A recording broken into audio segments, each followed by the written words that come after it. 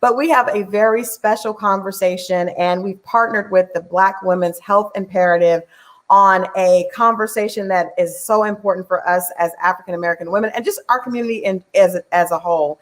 So before we get started, I want to go ahead and play this video by the Black Women's Health Imperative, and then we're going to bring in some very special guests. You guys definitely don't want to miss out on this. Stay right there. If you're in front of your computer, if you're on your phone, you don't want to stop. You want to make sure that you're tuned into this conversation. I've got some amazing ladies and some great information coming soon. And we're just going to have a sister girl talk like we always do right here on Reality Check. Like I said, this is a very special reality check, which is why I'm coming to you on a Sunday on National HIV Testing Day, no doubt, for a great conversation. So check out this video and I'll be right back. Thank you for joining us.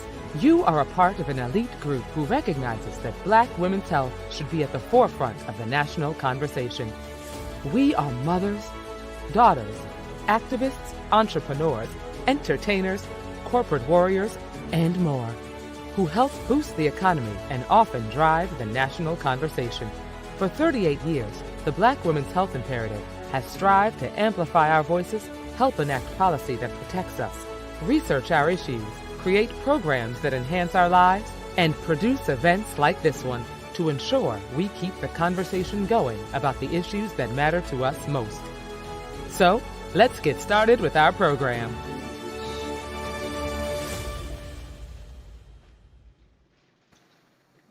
All right. As I said, Rolling Out is excited to partner. We've partnered before, but especially on today with the Black Women's Health Imperative. And that brings me to my beautiful guest for today.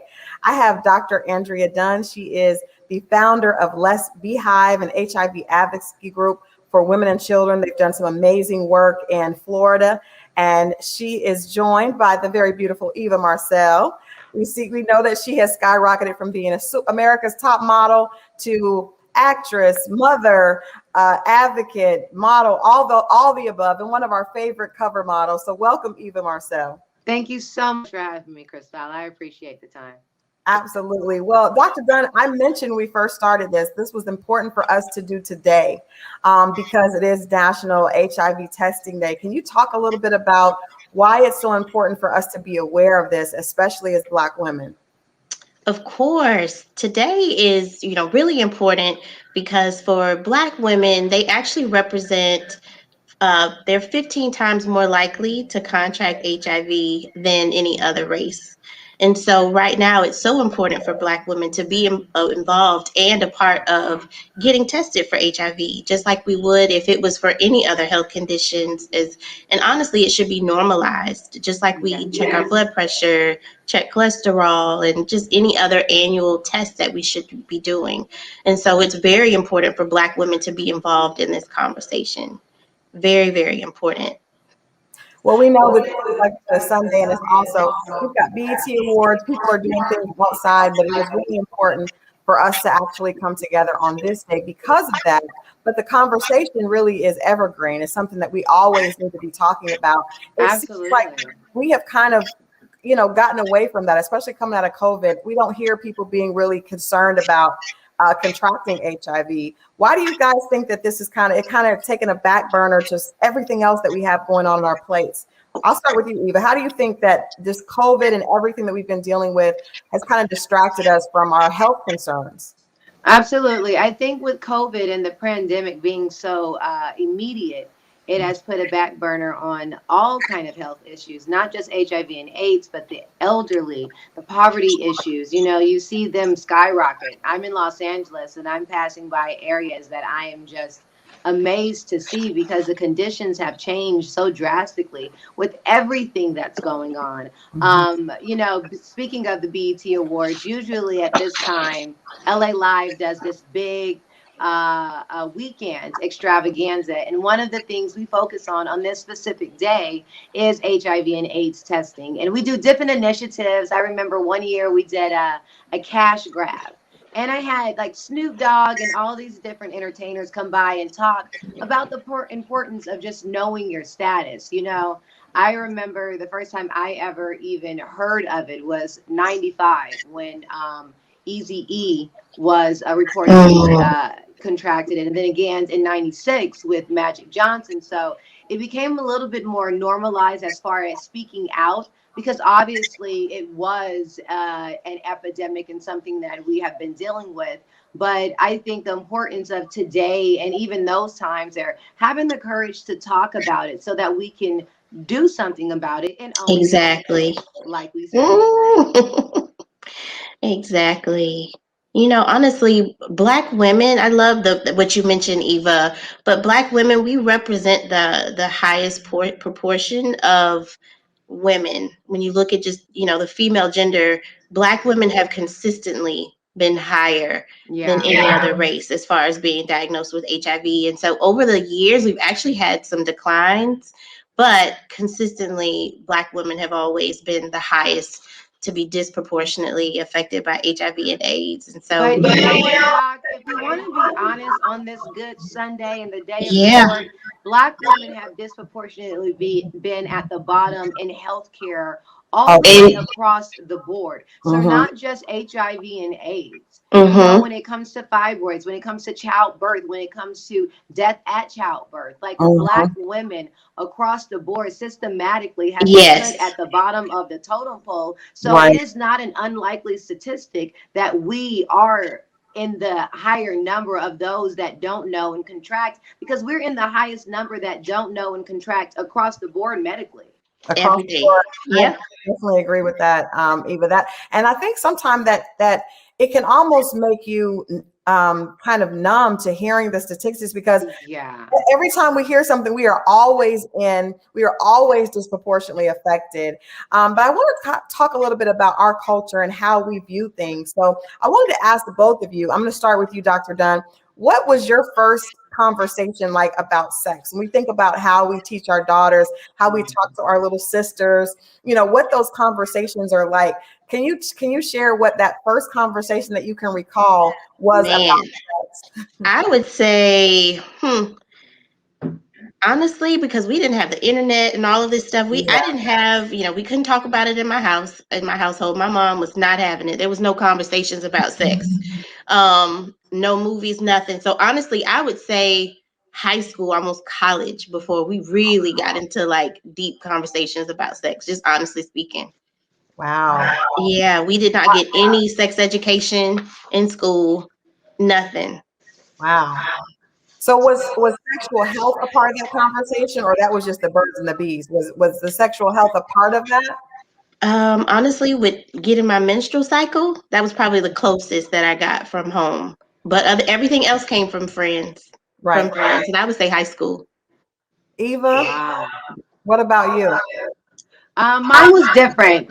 Middle school, there was that sex ed health elective that your parents could like sign that paper, and that meant you can go in there and learn about the birds and the bees, so to say. So they gave you like the minimal foundation that women had reproductive organs. They prepped you about, you know, there is a thing called a menstrual cycle. Some women get it, or young ladies get it earlier. And so for me, that was kind of the precursor conversation to things that I didn't understand. So I went home like, so when you guys get menstrual, what are you supposed to do?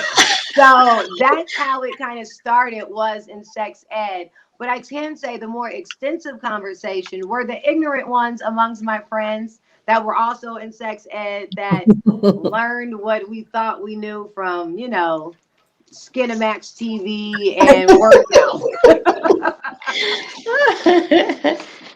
So you know, guys, I think that's most of our experiences. I remember talking to my mother was a nurse, so I got a lot of sex health conversations, but it really wasn't about this is what you should do. It's like, okay, make sure that you're safe, but like that, it takes a total different, actually hearing that and understanding how to implement that at a one-on-one with your partner is a little bit different. So I want to ask you guys both, why do you think that there is such a disconnect with women with actually hearing about sex, talking about sex? And I think differently than when we were growing up, I think that there is like a feeling of sexual liberation, but I think women still struggle with actually speaking up when it comes to HIV testing. Like I don't, you know, asking someone else their status is not considered it seems like an uncomfortable situation. There's not a lot of women comfortable actually asking a man. We may ask him how much money he makes. We may ask him,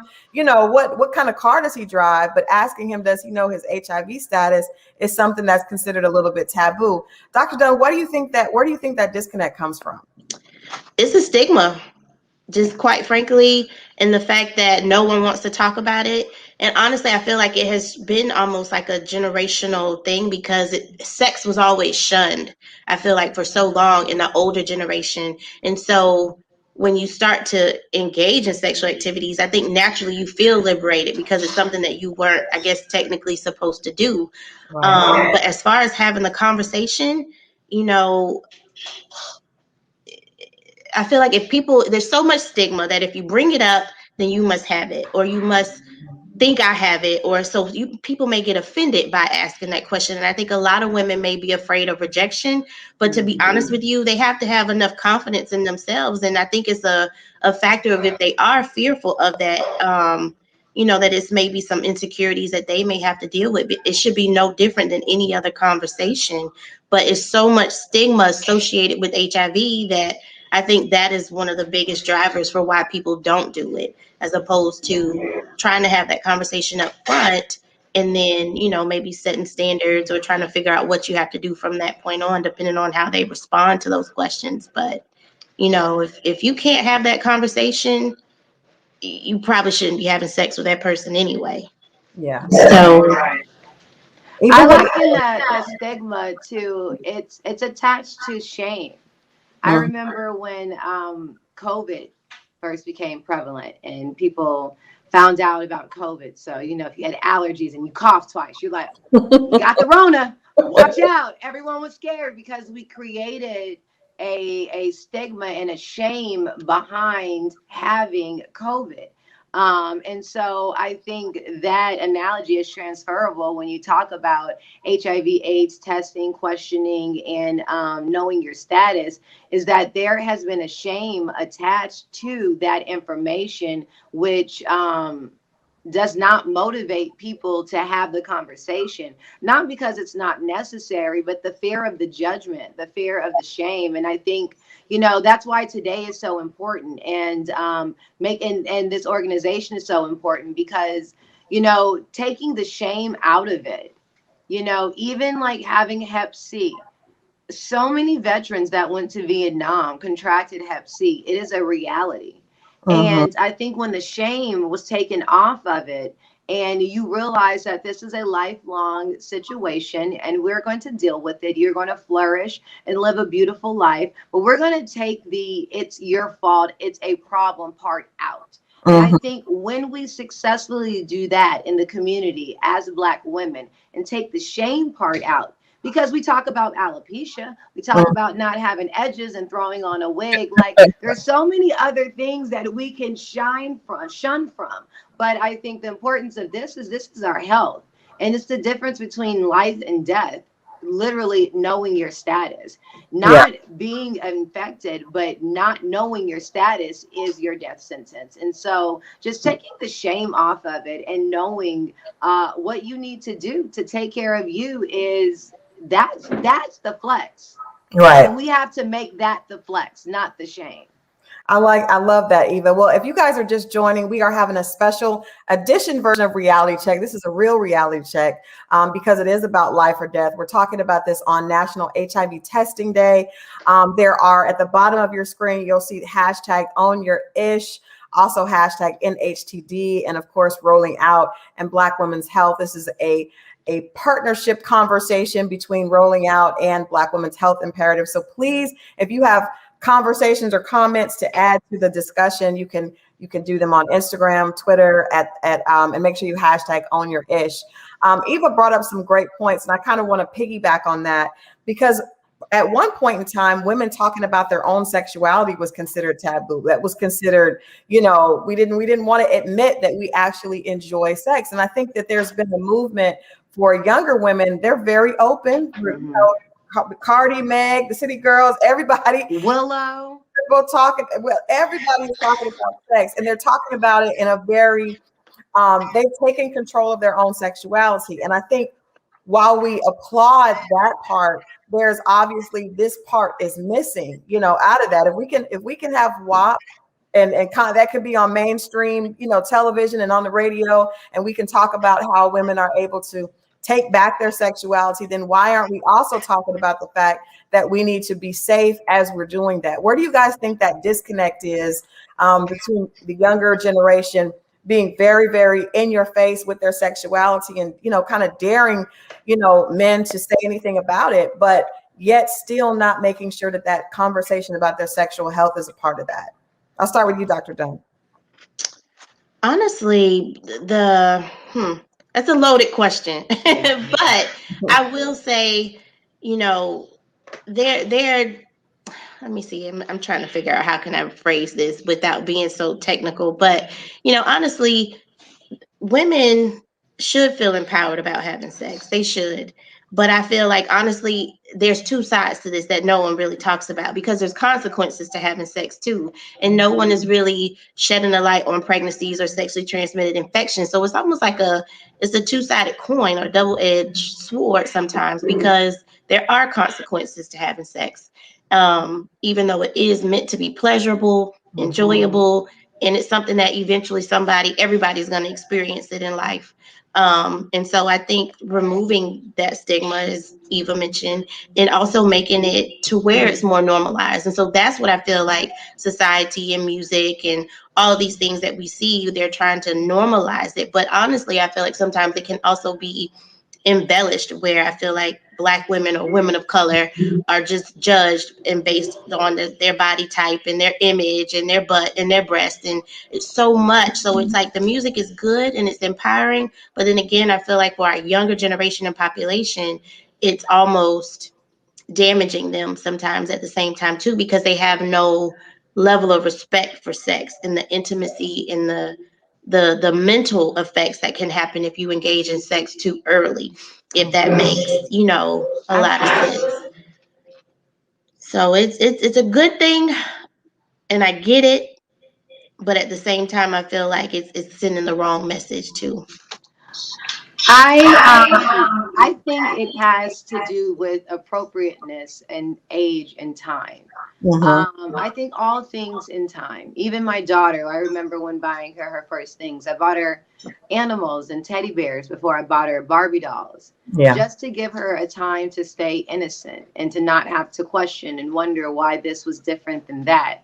And so when it comes to the younger generation, when it comes to women as a whole, the entire reason for women's liberation in the movement is to take back what is ours, which is our body, our mind, our ability to choose to free think, to not be just a house mother, to also be a CEO and, domesticated, and to be all of those things. And so I think it more so has to do with just understanding your power as a woman. But when you're young, you're still a kid. You don't drink beer because you're a kid. You don't do kid things. And so I think the cross is no different than Tina Turner and the music that they listened to back in the day. Let's Get It On, right? But you didn't have your kid on the way to school singing Let's Get It On, which is the same reason why you shouldn't have your kid on the way to school singing WAP. I think we give music a hard time talking about the exploitedness of sex in it, where I can say Smokey was a lot more clever about talking about his affairs and his music, but it was no different. And he spoke nothing of using protection. You didn't have them talking about Shirley Murdoch didn't go sleep with someone's husband and then go back and say, and I made sure I was protected. So I think, like you said, it's a loaded question, because I don't think the two are analogous. I think it is proper when those artists then use their platform and show monogamy in their relationship and healthy sexual experiences in their lifestyles, be it a condom on the side of the bed in the music video or whatever. You know what I'm saying? Because you see that part too. And I think that's more so where the artist finds their responsibility. And then you have an artist like me that uses my platform to talk a little bit more extensively about how it has affected me and why it's so important to me. But I think everyone does their part in their way. You know what I mean? And I think it has gotten not where we should be, but we're not where we were. Right. Well, I like the fact that women are comfortable at least talking about things that are important to them, and Mm-hmm. that we see that conversation has started because it's really important for us to own our sexuality as women. And once we own it, then then the next step can be to make sure that we're taking those steps. So, Dr. Dunn, you mentioned there are consequences for sex. There are preventative things. We think about pregnancy, and we know that there is the option for birth control, and there's several Mm-hmm. options for that. When we think about HIV, I know that there are different things on the market, but I don't think people are really aware, at least in our community. As African American women, we don't see a lot of women really knowledgeable about like the PrEP drug and things like that. So can you talk a little bit about PrEP and why maybe our community is not as aware or doesn't have the education about that drug like maybe we need to? Yes, PrEP is an acronym for pre-exposure prophylaxis. It's a long term, but essentially what it means is preventing HIV before it can happen, right? So something like you mentioned, very similar to birth control, but a lot of people in our community, they don't really know about it because they don't, even though it was approved for use back in 2014, we didn't see any advertisements for it for a long time, for a long time. And then they really got a lot of backlash because they felt like a lot of they were going to increase the rates of other sexually transmitted diseases if we were to be able to prevent HIV, because I think a lot of times people want to use condoms for pregnancy big time, or for big STDs like HIV that aren't curable. And what's the sad part about it is they started this out and it was only advertised, when they did start advertising it, for gay males. And it was more specifically Caucasian gay men. And so this is how they were able to reduce their rates in other populations over a longer period of time, because PrEP uptake is more common among Caucasian gay men. When it comes to Black people, for a long time, we didn't see anything that was from us, for us, about us, that could help prevent this disease within our population. And that's one of the things with Let's Beehive that we're really trying to do, as well as organizations and platforms like this, is to help get the awareness out as far as what is the news about this HIV prevention pill. And so the technical word or drug name for it is Truvada, and it's Truvada for PrEP, and you can take it once a day. So right now, the very first formulation of it has been pill form. It's very similar to how birth control first started, one pill once a day. And then now we're starting to see a lot of research where it can develop, and there's research now for injectable PrEP, and this is specifically for people who are negative. There's also research being done now very similar to like NuvaRing, like birth control, and they have a device that's implanted, or a ring that's going to help do the same thing that NuvaRing would do, but just with an anti-HIV medication. And so they're developing a lot of new things, but right now the only thing that we have available is the once a day pill, in pill form. And so there's a new formulation of PrEP called Descovy, which is almost like a sister or a cousin to Truvada. But the sad part about it is it's not approved for women right now. And one of the biggest contributing factors was because there was no research for women in a long time. So they didn't really know the effects of how this drug would respond or react, and if there was true efficacy for women.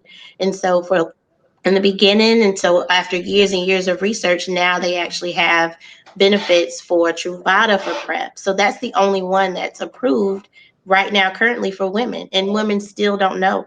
And then if they do know about it, I think there's a level of medical mistrust that still is, still in existence, and we're still fighting that. And a lot of people just may not see themselves or feel like this is something that's for them.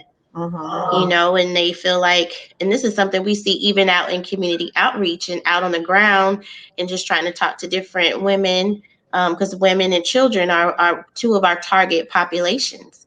And a lot of people don't perceive themselves to be at risk. even as a Black woman living in a geographical area where there are high rates of HIV, and even with the education and the information, sometimes they still are hesitant to learn more information about PrEP because it's another form. And that's honestly how birth control started out years ago too. And we've been able to normalize that, and now it's like second nature to start birth control. And what we're really hoping that we can see is that a lot of women will do birth control in addition to PrEP to help protect themselves to stay negative. And that's one of the big things that we are, focusing on with PrEP and the prevention pill, because it's very effective and it works. We just have to get on it. Right. So is your thought process, that women across the board we should be investing and taking PrEP, or at least learning more about it across the board? Is there a certain percentage, or a certain demographic that you think should we start our girls young, like when they're on birth control? Like how should we be looking at applying PrEP to our daily lives, lifestyles, and how we take medicine, and how we look at preventative measures? Those are really good questions. Honestly, right now, PrEP can be used in teenagers as young as 13, but honestly, it depends on their weight and how big they are, and the closer they are to adult-sized children. But basically, you can start them as young as 15, 16 years old, especially if you know your child may be LGBTQ plus, and you want to help prevent any HIV infection. Then they can take PrEP just like anybody else can. And I think a lot of times with our youth, we have to get parents involved with that.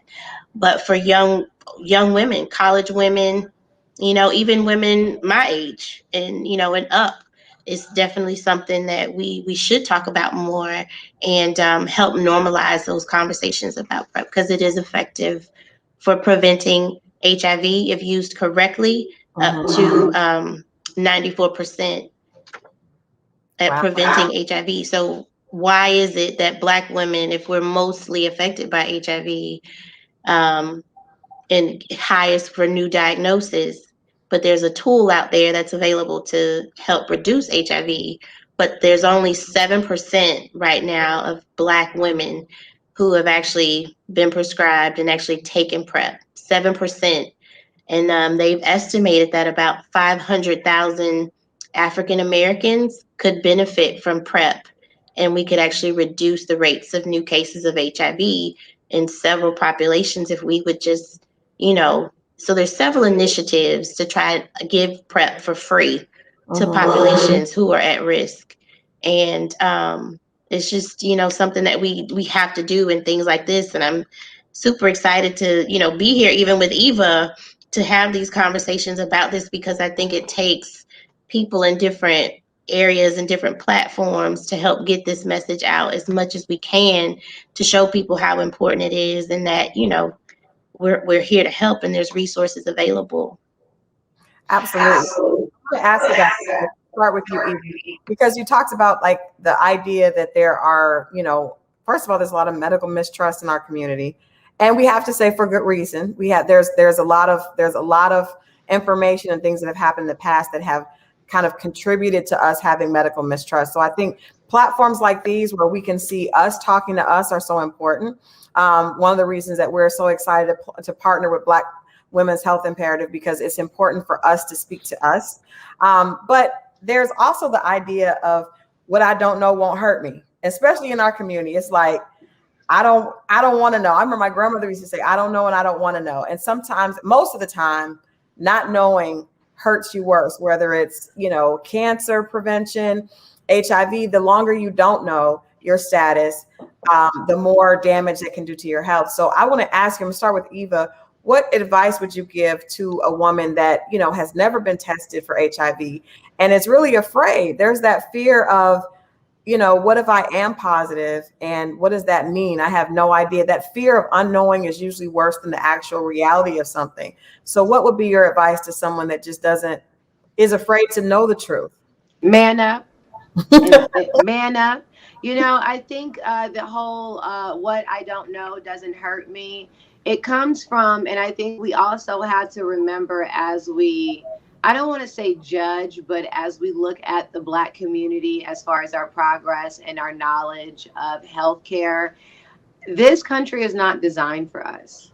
Mm. Healthcare is not designed to enrich our lives. It is designed to help keep us at the bottom. And so I think, as Black women, we have been taught by grandmother, who's been taught by her grandmother, that we are survivors. We thrive, we have contracted, we have figured it out. And so I think there's this idea of we've succeeded before, or we've got through, at least seemingly enough, that we're okay. And as Black women, I think it's a large debate now dividing the Black man and alpha man and strong Black women. That's a whole nother discussion for a whole nother day, because we're up in a minute. But I think that the fear a lot, or a lot of times the women not needing to feel a sense of urgency, is because we as a whole, Black women from London to South Central Los Angeles, have been the pillars of the community and the backbone. Lived with lupus our whole life, had no clue. Lived with this our whole life and had no clue, only to know that grandma or auntie would have lived longer and healthier had she had a clue. Right. But we've done so well as a people, to show face, or to save face rather, despite what we are going through medically. And so education, and to know that, baby girl, you don't have to be in pain. You don't have to be in fear. You don't have to be out of the know. And you can be healthy and still go. And I think that is literally a new idea for this generation, because the generations past that taught us that if you still here, you okay. Right. If you know what I mean, it's like, no, Mhm. that's not really the best message, but Right. it's how we got through. Right. And it was a necessary message when it was necessary. But I think now, with knowledge, with access, gives us the power to not have that as our reality anymore. Very well said. Dr. Dunn? Yeah, we can no longer stay silent about a lot of these things, or for that matter, continue to be ignorant. Sometimes I feel like there's a sense of where we want to ignore what's going on, because it's easier to ignore it than face it. In this case, ignorance is not bliss. It's not. It's better to know than it is to than not know, and you don't want to put yourself at risk for that. So I think there's a lot of there's a big move for self-love, and this is an area where you have to think about yourself first and love yourself first, to make sure that what you're doing is going to be good. So it's a matter of own your ish. You got to worry about you first, and then who are you engaging with, sleeping with, and making sure that you can be strong enough to have these tough conversations before you engage in these types of activities. So I think, we're definitely moving in the right direction. And like I mentioned before, we are seeing a decline in new rates of African American women, but we're still at the top. And so, we still got a lot of work to do. And with the advances of medication and virtual education platforms like this, we can definitely continue to spread the word and help increase awareness about these issues. Absolutely. I know, Eva, I want to ask her one last question before we let her go. You have a daughter, your beautiful daughter, Marley, that we've seen growing up. And I want to ask you, what do you plan to teach her? What do you think your first conversation, if you haven't already had one, Don't with I have no clue. Honestly, I can't tell you. My daughter is 7, my youngest is 1, and my middle child is 3. I learn every day new ways of parenting. There's no rule book. no, there's And I believe that when the time comes, God is very good at giving me the words necessary in the moment. But I, as even having been an advocate of the community for my entire teenage and adult life, I have no clue to what I will say yet to my 7-year-old daughter, who barely understands the difference between her body parts and boys' body parts. But I definitely won't make it shameful. That I can tell you. Just like drinking alcohol and smoking weed, you do it when you're grown. You can't drive a car as a kid. you know, so all things in due time, but I have no clue what that conversation is going to be. Very honest answer. Well, I know, like I said, I know you've got 1,000 things on your plate, Eva. Thank you so much for joining us. You had some great gems to drop. I think that, baby girl, you can be okay. I'm going to send it to you. That's what I'm going to do. Oh, We're going to yeah. have that conversation. We Dr. have, Dunn, I'm staying there right to the beehive. And we're okay. going to get this all done together, okay? Yes, ma'am. We have a program for parents. So I was just Yes. going to tell you that we can definitely do that and provide that service Thank for you, you. because I'm honest, and sometimes it's to my fault, but I wouldn't even lie and try to make up what I would say. I don't know. So please give me your handbook. I will give you my address, or let me know where I can order it. Yes, ma'am. It's Thank you all a part of so that much for village. having me, and it's such a pleasure, Dr. Dunn and Christelle Jordan, so much. Thank you, Thank Eva. Thank you, you. rolling out. All right, we're gonna Thank let you go. you. The actually, to help people to have that conversation, Black Women's Health Imperative put out a PSA today that actually stars Keisha Knight Pulliam. So we're gonna play that really quickly. But that's, I think it takes a village to raise children and also to influence children. So again, programs like these, conversations like these, I think are helpful to mothers. I remember not knowing what to tell my daughter, not knowing what to do with that conversation. So these are the type of platforms that we need as women to support each other. So I want to play the PSA with featuring Keisha Knight Pulliam, and then we'll have some last words with Dr. Dunn. You own every room you walk into. You live with no regrets, and you own your decisions. I see you doing your thing, sis. You own your ish. But you can't stop there. You gotta own your sexual health too. If COVID taught us anything, is that we should be beyond playing games when it comes to our health. We have a right to advocate for ourselves. But what does that even look like? It looks like not believing you know everything about the one you're with. It looks like keeping your entire prevention routine on lock. Condoms, absolutely. PrEP, daily. But we can't forget about getting tested and asking about status. So before you even think about getting with them, think about you. Look, you don't want to have this conversation with yourself later. Go to onourownterms.bwhi.org for more information. All right, I don't think we could have said it any better. I know, that was such an amazing video. She was right on. She hit the head on a lot of different things, because we have to take care of ourselves. It's all about us owning our ish. We have to take care of ourselves. Absolutely. If we don't do it and stand up for ourselves and teach ourselves how to do it, it won't happen, because we see with our numbers being higher consistently, that's not going to change unless we as Black women stand up and make that change. Dr. Dunn, can you give any last minute words for women out there that, HIV, taking an HIV test may not be a priority for them? They may be thinking, oh, I know my partner, I'm with someone who I trust him, or I know what he's doing, and I'm sure I'm safe.